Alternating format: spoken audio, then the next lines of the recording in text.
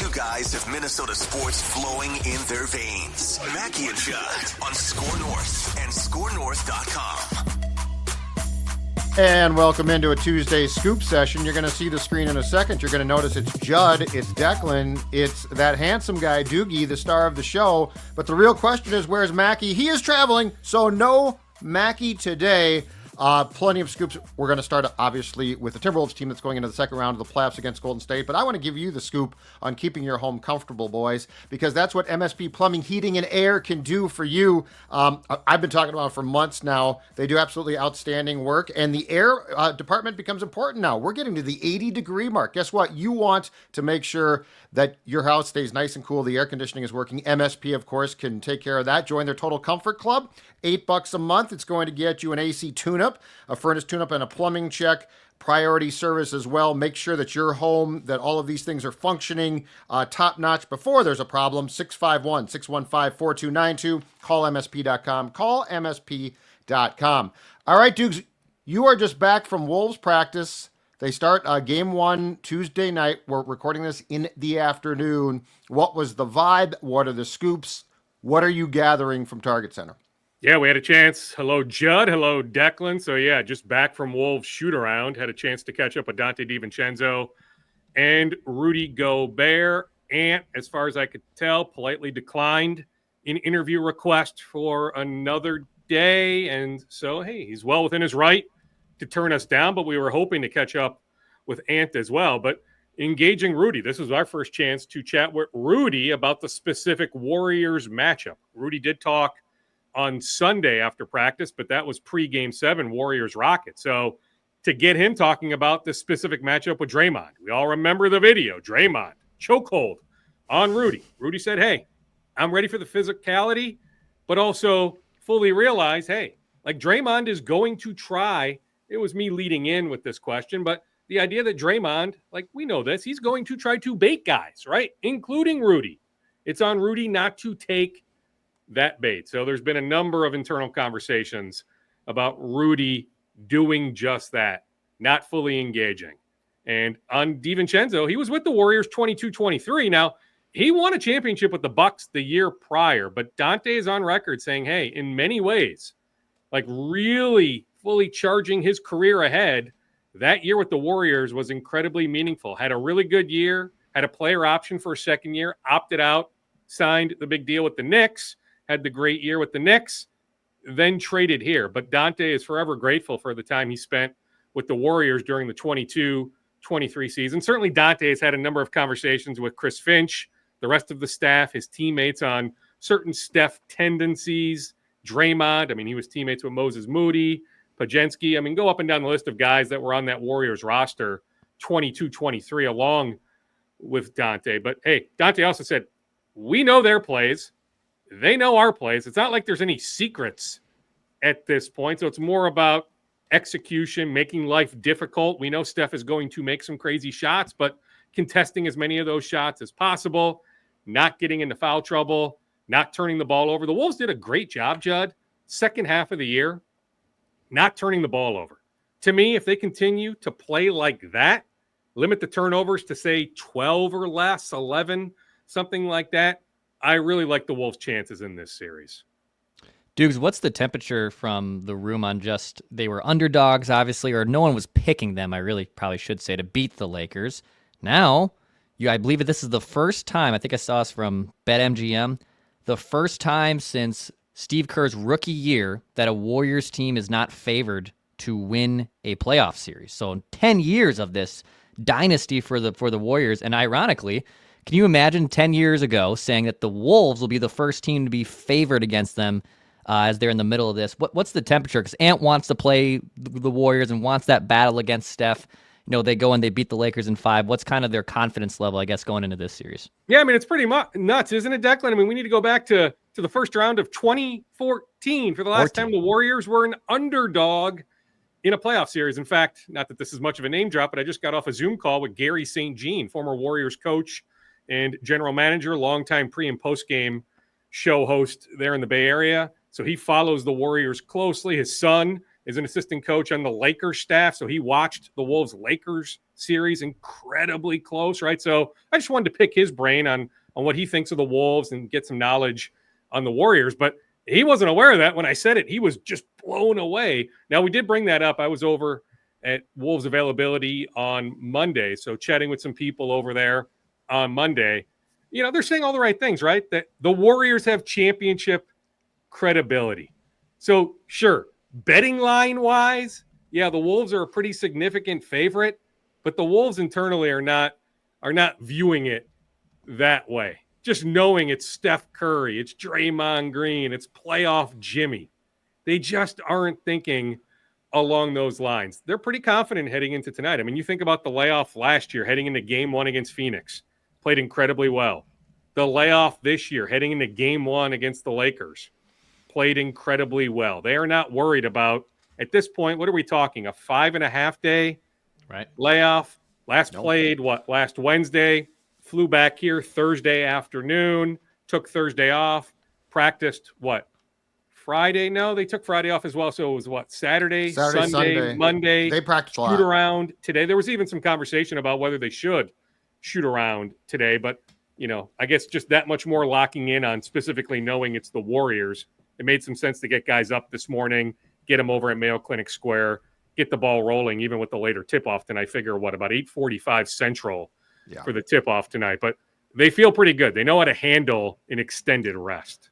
It feels like, too, to go back to the Suns sweep, the Denver series, this series most recently, Dukes, against the Lakers, that Chris Finch has proven that if he has time to prepare, like there's a definite advantage there. Some guys are good at that. Some guys are okay at that. But it feels like Chris Finch. So like when we look back and say, well, Golden State took 3 of 4 from the Wolves all before Butler joined them. But the matchup, I feel like Chris Finch has proven really strongly that he has an ability, if he has time, to prepare his team. And you talk about, Steph tendencies, team tendencies. How much do you think that that's a factor? Because I don't think 3 series is a fluke. Like, I don't think this is a fluke. I think he's done a really good job of preparing his team, which, of course, you don't have the time to do exactly that because you play so frequently. There aren't a ton of practice time in the regular season. It's not a fluke. The man can coach. Now, call me a Chris Finch apologist, but remember earlier this season, any number of people calling for the man's head? That was ludicrous. Plus the idea that A-Rod, Laurie would approve such a thing after signing him to a lucrative contract extension literally 1 year ago, last spring. Never, even for 1 second, did the thought come up, in spite of what many fans were wishing for. Now, I think there was a silent also majority that feel like I do, that the man can coach. We don't necessarily need to go on some message board or some social media app to express our love for the man. It's easy to be negative. It's easy to say, hey, fire him. This can't continue. But the man knows what he's doing. He's got an incredible staff. Like Elston Turner, it is shocking to me how that man has never been a head coach who runs the Wolves defense. Elston Turner is the real deal. Micah Nori, to me, it's when, not if, is going to get a chance to be a head coach. He'll go up and down the list of staff members. They are really, really good. Yeah, they know exactly what they're doing. Even, I think Finch had some good moments in the Lakers series, Judd, just in the moment of out of a timeout, getting a good look. Like I think about, I guess it would have been game 4, Naz Reid out of a timeout makes a 3. And even if he misses the shot, you love the play design. So yeah, I think Chris Finch is incredibly locked in. I get why Dukes Kenny Atkinson wins Coach of the Year with Cleveland. They were expected to be a good team. JB should have won it, Declan. I mean, JB, admittedly biased, right? Somebody I've known for 25 years. I mean, somebody I consider at least an acquaintance, right? JB's my guy. But I just think that turnaround in Detroit should have been JB, but you can't really argue with Atkinson. But even though, it was turmoil at times with the Wolves and their roster and their core, I mean, this might have been Chris Finch's best coaching job ever, right? I mean, he has to navigate that entire thing. I know they go to the Western Conference Finals last year. This is Steve Curry's going against, who's one of the best coaches of all time. But, man, we talk about Ant and the Legend Killer, which, by the way, shout out to my guy Randy Orton for literally passing the baton of legend. As the wrestling nerd and fan in me, Phil's not here, so I'll nerd out for the both of us. Love that tweet from Randy Orton yesterday. But we talk about Ant, having these names on the wall of the players he's beaten. And Chris Finch has also been the coach and been the guy that's put the tacticals and X's and O's there too. So I just feel like Chris Finch still doesn't get as much credit as he deserves for what he's been able I'm with you. to I think do. this has been his best coaching job. DiVincenzo even this morning touched on, hey, the downs we went through this year. Now, he didn't necessarily elaborate on those downs, but just think about how goofy it was on the eve of the start of training camp. Karl Anthony Towns moved. Randall coming in. DiVincenzo coming in. Navigating that. Then Randall missing time during the regular season. DiVincenzo missing a good chunk of the regular season. Right? So it was wonky oftentimes. But then you go 17-4, down the stretch of the finality of the regular season. Sure, the schedule did them favors. Like the schedule was stacked early. It was a much easier schedule the last 20 to 25 games. But then you summarily dismissed the Lakers in 5 games. So you think about 4-1 in that series, 17-4 to finish the regular season. They are rolling right now. They absolutely are rolling. So I understand why they are the significant betting favorite that they are. That this team is fully capable of making a run again to the Western Conference Finals. Dukes, so there are a ton of good storylines actually involving players on both teams, like Gobert, Draymond, you talked about. Curry, Ant is just a great one. Here's the one I want to ask you about, though, because it's sort of interesting. It's Jimmy Butler versus the fans. So, because I would guess that the Wolves are like, no one was here. That was a Tibbs guy. Like, everyone basically, absolutely. aside from some great longtime employees there, like our guy Mune, everyone is gone. So, what is that storyline? Because I feel like he is going to get absolutely just booed off the court. But you got, Cat is gone. Cat would have been the one tie-in that would have been good. So I'm just trying to get my head around that because it's interesting. I love it, but it doesn't really involve the present-day Timberwolves, if that makes sense. It does make sense. Now, Ann and Cat still have a rock-solid relationship. Okay. Ann is well aware of the Cat-Jimmy dynamic, right? So it could be something, I'm not saying it's forefront of Ant's mind, but something that he is fully cognizant of. Yeah, you think about some other longtime employees like Greg Farnham. Saw Greg, longtime, head of their medical stuff, and a big reason why for a sustained stretch the Wolves were incredibly healthy. Yeah, there's some luck involved, and yeah, maybe it was inevitable that a DiVincenzo or Randall was going to miss some sort of time, but for the most part, going back multiple years, the Wolves have been pretty darn healthy. And I get it, Cat missed time last year, but comparatively speaking to the rest of the league, Greg Farnham and his staff do a really good job. But yeah, it's the fans versus Jimmy.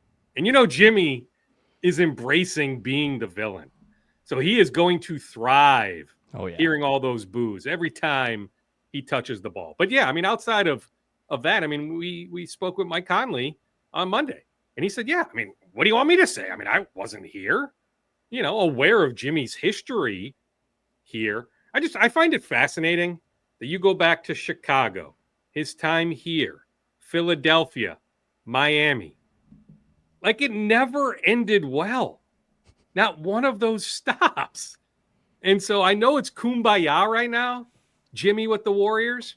But how will they respond if the Wolves can hold serve at home? Just wait. And the Wolves are up 2-0 heading into Game 3 on Saturday in San Francisco. What will Jimmy be like then?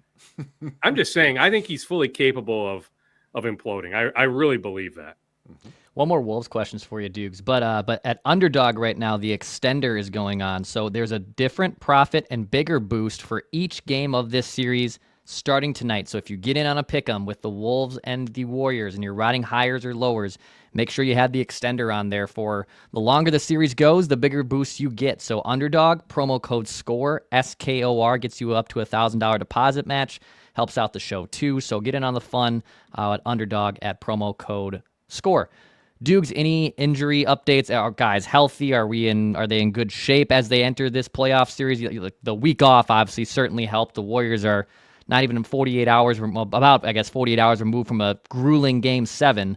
Health-wise, how are the Wolves heading into this series? Yeah, I mean, even Rob Dillingham, who was dealing with a bit of an ankle issue, not that Rob is going to have a big presence or even any sort of presence in this series, but, watching him Monday plus this morning, Rob looks pretty darn good. I mean, he's participating in everything he needs to participate in. So, yeah, the Wolves feel really, really good. The other thing that stood out to me, it's always interesting who plays who on the scout team. So I saw Joe Engels have a Pajensky jersey on. It was Bones Highland playing the role of Steph Curry. It was Leonard Miller playing the role of Draymond Green. And then it was Josh Minot playing the role of Jimmy Butler. Plus some other guys were playing the role of, a Kayvon Looney or some other guys. But the main guys, Draymond, Curry, Butler, played by Minot, played by, who did I say? Bones Highland. Yeah, Bones Highland. Yeah, and who was playing Draymond, Leonard Miller. So, just always interesting, who plays who on the scout team. But, yeah, I mean, health-wise, the Wolves are feeling pretty darn good right now. All right, so we got Wolves and Warriors tonight, Thursday night, and then Friday afternoon, my man. We got access. We got access at TCO. Yeah. Rookie minicamp. And before anybody laughs, they're back on the field. This is important. What is your expectation? What are you hearing Vikings-wise as we do get into, I believe this will officially very soon become phase 2 of the offseason program. Correct, yes. It ramps up here pretty darn quick. But, yeah, more immediately, it's Friday afternoon, Egan, rookie minicamp access. The hope is to get at least some of these guys signed. I mean, they got some guys signed in May of last year. A lot of it's mere formalities, but just getting these guys to put pen to paper on their official contracts. Continue to hear lots of good things about Donovan Jackson. That, hey, there's certain things he needs to work on. Don't get me wrong. Arms being wide. I mean, we can break it down, X's and O's, all you want. You hear some things, but just the fact that they are thrilled. They remain thrilled that they feel like they've got a big-time left guard. So publicly, they can suggest all they want. Blake Brandel, Donovan Jackson, a real battle. The idea is they have their starting left guard. Then, me personally, I want to see some of these undrafted free agents. Like Tyler Batty, when you guarantee him, the BYU pass rusher, nearly $260,000, the optics of that suggest, hey, he's got a legit chance to stick around into the season. So what exactly does he look like? How does he look? And then certainly just seeing the speed of Ty Felton up close. But yeah, very much looking forward to Friday, but more so looking forward to later in May into June. I will say this much. I would make Sam Howell a betting favorite to be the number 2 quarterback, but you keep hearing enough stuff about Brett Rippon. And it's not like they gave up a lot for Sam Howell. So anybody who thinks like in this moment, it is 100% in that Sam Howell is the number 2 quarterback. Don't go there yet. Don't. It's a legit competition. It really is. Well, and here's another question too. This might sound crazy, but they paid Max Brosmer a nice little salary guaranteed to come here.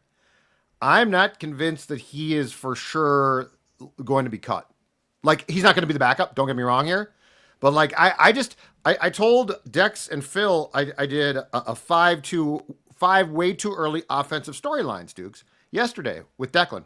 And I told him, I said, okay, Sam Howell, he's the number 2. Rippon's probably 3. Brosmer signs, he's cut. And then I thought, you know what, Sports Dad? You know what, Judd?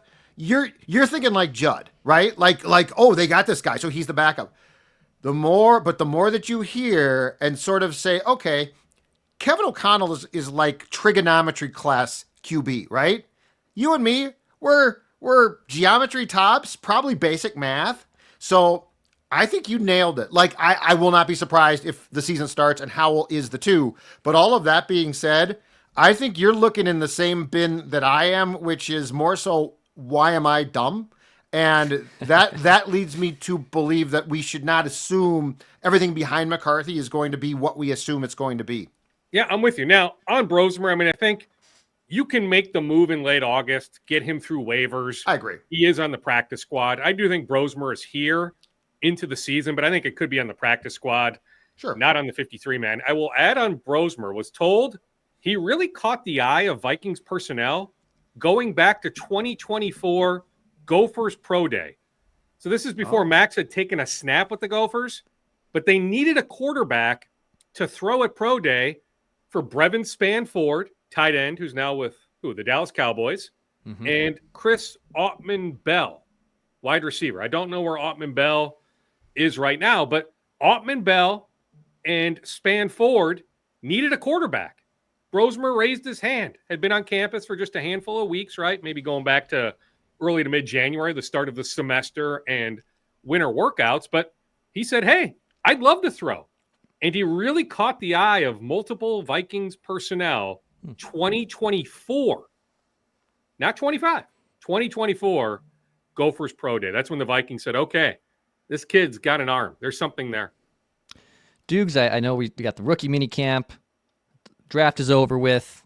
But what is the latest, or is there any steam on the future of a Kwesi Adolfo-Mensah contract extension? It's coming. Yeah, I wouldn't worry. I really wouldn't. There's been enough dialogue with his representation. Yeah, I mean, I firmly thought it was always going to come. So, I mean, I can't tell you the definitive date, Declan, but yes, I mean, you don't trot him out there, even going back to the combine, in front of the podium there, draft weekend, some other things behind the scenes. He's not front and center the way he's been. If the idea was we're not extending this guy, in all likelihood, we're moving on from him after the 25 season. So, yes, the idea is now, hey, they could extend him. And, hey, if 25 goes haywire, it's not like the Wilfs haven't eaten money before. But the idea is he is going to be signed to a contract extension. And he's such a non-football interesting dude, too, that I guess I am as much intrigued by, like, what he wants from life. Does he love this? Because I mean, this is a football-centric, 24-hour-a-day type of job. So, like, I wouldn't be surprised if this has as much to do with him. And I'm not saying he's going to quit, but I am saying I could see him at some point in time saying, you know what, this is a lot. I can do a ton of things. Like the guy is, go back to Wall Street. So it's not like you're dealing with a Spielman football lifer who will stay as long as he's welcomed, right? So Kwesi is a very interesting discussion topic. I did think, Dukes, the one thing that was silly was, well, they're going to judge this draft. No, they're not. Like they're going to judge how the draft looks in 25. No, that's going to take 3 or 4 more years. So that was the only thing I heard that I thought was just absolutely silliness, but that's not the thing. That is silliness. But yeah, I mean, even, he's got enough money, right? I mean, he's married. He's a dad now, right? Like at some point he might just say, you know what, the demands of this particular job, like I need to be omnipresent at home a bit more. But in the moment, yes, contract extension, he's all in on doing this job. One other thing I heard about the Vikings, Ziggy Wilf had a recent 75th big birthday bash. So, not to suggest that Ziggy and Mark were busy for weeks heading into the birthday bash, right? That they couldn't negotiate a contract extension. But that was another thing I heard recently about the Vikings. Final scoops. Wrap it up for us, sir. Sure. So I spent Monday afternoon over at Wayzata High School. So there is a 15-year-old. He's a sophomore, but he won't be 16 for a few weeks. So he is a young 10th grader. His name is Eli. Last name looks like Diane. Diane. I believe the pronunciation, I have it on camera, but I believe top of my head, Diani. Or I'm in that ballpark. So he recently committed to PJ Fleck and the Gophers. So class of 2027. But I'm just telling you, being in the presence of this young man, so he throws a 12-pound shot put, 58 feet plus a few inches. Give it a few more weeks, he's going to throw that shot put 60 feet. By comparison, my photojournalist is a former track athlete at the University of Montana. So he follows track and field closely. Big Sky Conference. He told me this 15-year-old, now the shot put they throw in college, I believe, weighs a few more pounds than the high school shot put, but this still just adds a little perspective that his 58-foot plus a few inches throw as a 10th grader, it would be number 2 right now in the Big Sky Conference. The kid is 15 years old, 6'4", growth plate's still open, weighs 250. I see a lot of, and he told me he connected during the recruiting process with with former Hopkins High School star, now Seattle Seahawks stud, Boye Mafe, former Gophers pass rusher. And Boye threw shot put at Hopkins High School, but I thought of that comparison because I remember doing a story on Boye throwing the shot put, but like as a senior, he was good.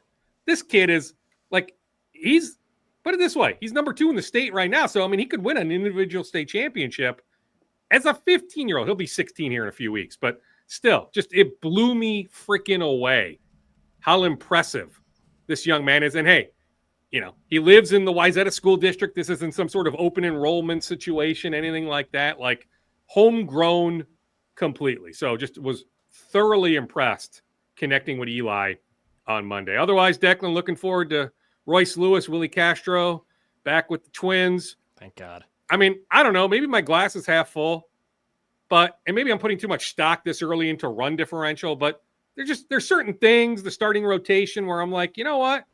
They're not that far away. Now, maybe the Tigers are the best team in the American League, but to me, I think the 5 best teams in baseball reside in the National League. Not like I'm going out on a limb suggesting that. Yeah. So the American League is freaking wide open. Mm-hmm. There's a part of me that thinks a run by the Twins is coming. Don't know if that will get the fans on their side to pay attention, for people to show up at Target Field. I'm not going that far, but I feel like, put it this way, I feel good about their chances to have a winning month here in May. Yeah. I think they can. I'm hitting the road, dudes. I'm hitting San Diego for the next 4 days. Good for you. Nice. So say hi to our buddy Royce there, and hopefully I'll be back on Sunday most likely for the finale. But so I'll miss the Royce homecoming tonight. But hopefully, they can maybe turn their season around, get that lineup cooking, because the starting pitching has held up its end of the bargain. You gotta start stringing together some at bats. I'm telling you. I have a Joe Ryan man crush. Like, hey, I get it. If you need to win one game, go ahead if you want to make the case for Pablo Lopez. But Joe Ryan is phenomenal. At some point, I believe the Twins are going to engage Joe Ryan on a contract extension, but still hasn't happened quite yet. But I'd like to think Joe Ryan is going to be here for a really long time. I think he's phenomenal. I think he's fun to cover too, but I think he's phenomenal on the mound. Still sounds like it's going to be weeks on the Matt Wallner front. Just unfortunate, but doesn't sound like he's real close to returning. Wow. Well, that's Darren Doogie Wolfson. You got more scoops coming at you Thursday. No Phil, no Dex on Thursday. So it's Judd and AJ, I think, for 10, Doogie? Flying that plane. Boom. I like it. Good for 10, confirmed? Oh, on Thursday? Ooh, Judd. Get back to me. Thursday. Text me. Wolves Warriors game 2, shoot around. It's a Thursday, Doogie. Yeah. Oh, boy. Okay, text me. Yeah, just I'll text me. That's fine. Okay, all right. Yeah, Thursday might be another cluster bleep, but I'll be in touch. Gotta go. Godspeed to AJ. Good boys. luck. Bye-bye. Thank you, Doogie. Appreciate it. Okay, you got it.